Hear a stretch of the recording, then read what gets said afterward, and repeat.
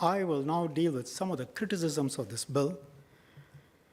Ms. Han Yong-May had a good commentary in Chappal some weeks back. She said, 1, there is nothing wrong with questioning whether the powers under POFMA will be abused. 2, but people should first read the bill in detail. This is part of responsible speech. And if they did, they would understand that certain things people have been saying about it are untrue. 3, at the same time, she had a piece of advice for the government. Please understand that some people may be genuinely concerned and don't see shadows and treat them as being purely antagonistic.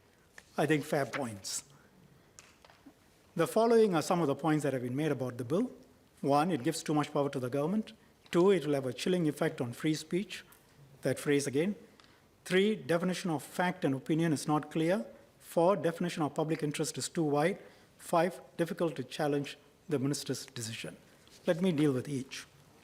I explained to members earlier, the bill is narrower in terms than the current law. The power this bill gives to a minister is, minister declares that an article contains falsehoods, asks for a correction order to be carried, or in some cases, take down.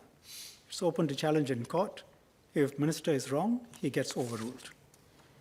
And this inaccurate claim is then sought to be backed up by a series of other inaccurate claims. 1, it creates a new crime. Spreading of falsehoods is a new crime. That's quite inaccurate. It already exists under Section 45 of the Telecoms Act, now under the MOA, and applies to the internet. TA criminalizes falsehoods. Bill covers the same ground, falsehoods. But in terms of intent, it requires the person to have known or had reason to know not only that it was false, but also that spreading it was likely to prejudice public interest. So in fact, there are 2 requirements for knowledge, and both requirements have to be satisfied, even though it's based on a reason of having to know. Whereas under the TA, it's just sending out of falsehoods. Second, it's often said recourse to judicial review is not available under the bill. Short answer, wrong. Third, judge cannot examine the proportionality of a direction. Wrong. Power in Clause 61 of the bill to exempt certain persons from the Act can be used for some unstated sinister purpose. This exemption power is a common provision in many pieces of legislation. It's found in the Executive Condominium Housing Schemes Act, Postal Services Act, Active Mobility Act, Dangerous Fireworks Act, wide variety of laws. Explained, for example, where it's not possible to comply with the Act due to reasons such as technical impossibility, then you could rely on this. Next, some academics have said truth is relative, impossible to state what is fact as opposed to what is false and misleading, and this will affect academic work. Minister Ong Ye Kung will respond on matters specific to academia. I will just say this.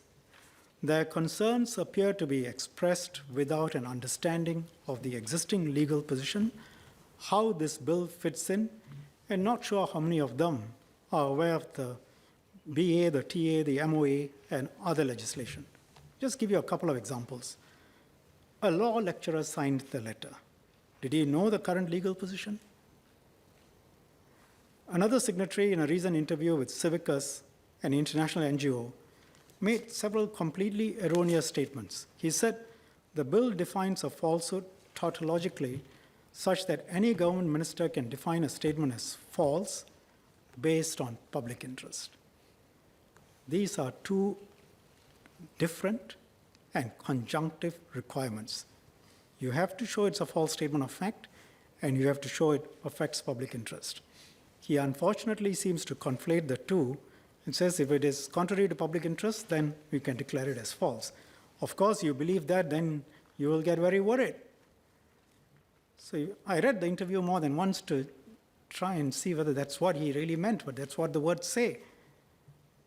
It's very odd, a fairly fundamental error, and if that's what the bill states, it will be quite illogical because it's false because public interest is involved.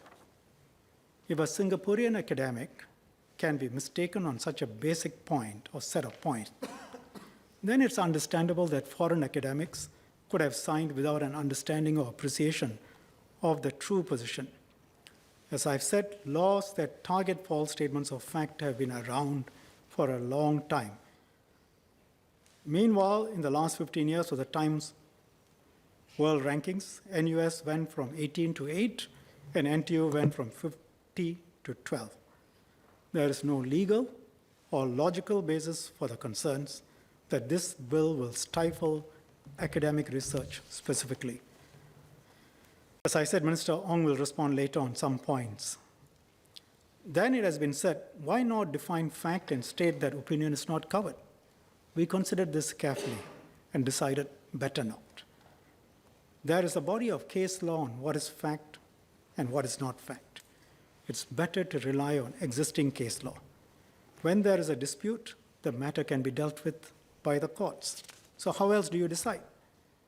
Next, chilling effect. I think this must be one of the most overused phrases. Free speech should not be affected by this bill. We are talking here about falsehoods, we are talking about bots, we are talking about trolls, we are talking about fake accounts, and so on. Prof. Theo Lien gave evidence during the Select Committee hearings on the ambit of free speech and whether falsehoods were free speech. She made the following points. Not all forms of speech are worthy of equal protection. For example, if you falsely cry fire in a crowded theater, that's not protected as valuable speech. UK House of Lords judgment, there is no human right to disseminate information that is not true. No public interest is served by communicating misinformation. The working of a democratic society depends on the members of that society being informed and not misinformed. Misleading people, purveying facts as statements which are not true is destructive of the democratic society. Where speech does not serve the justifications for free speech by harming the search for truth or by preventing citizens from becoming informed on issues, that does not warrant protection. Next, definition of public interest is too wide. It's important to remember that the bill does not cover statements just because they are against public interest. Those statements must be false statements of fact in the first place. Some have said the definition of what is in the public interest is too wide and that it should not include Clause 4F, which relates to the diminution of public confidence in the functions of government institutions. I have explained earlier in some detail, maybe too considerable a detail, how online falsehoods seek to break down trust by attacking institutions. It is important to protect institutions from falsehoods. And if you look at the point I made many times, you look at the current definition and you look at the existing definition and decide for yourself which is wider. And then it is said it's difficult to challenge a minister's decision.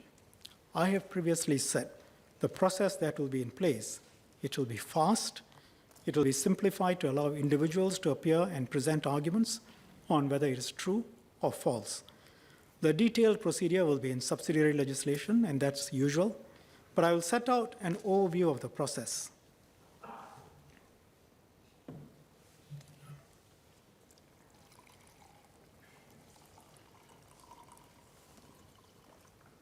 First, an aggrieved person must apply to the minister to cancel a direction.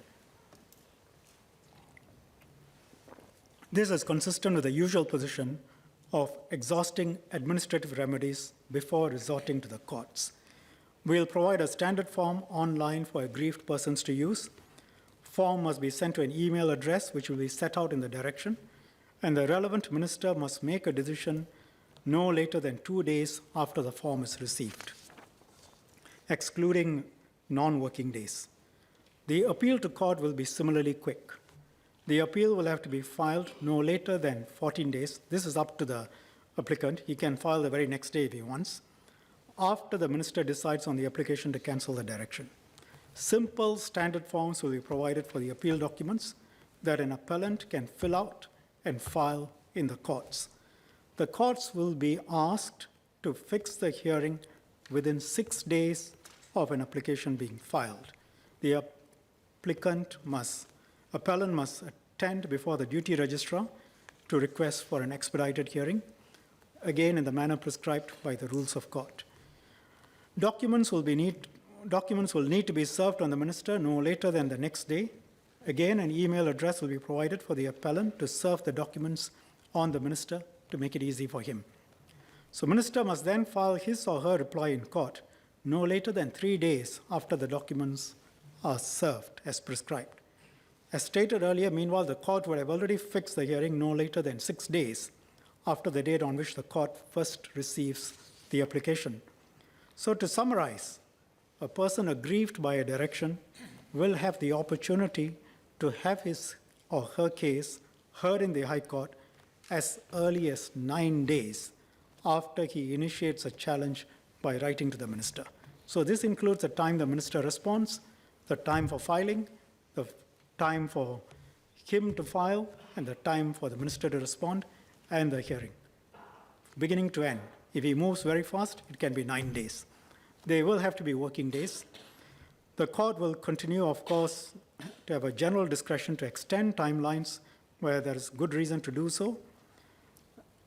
How long the hearing takes and how long the court takes to decide are matters for the courts.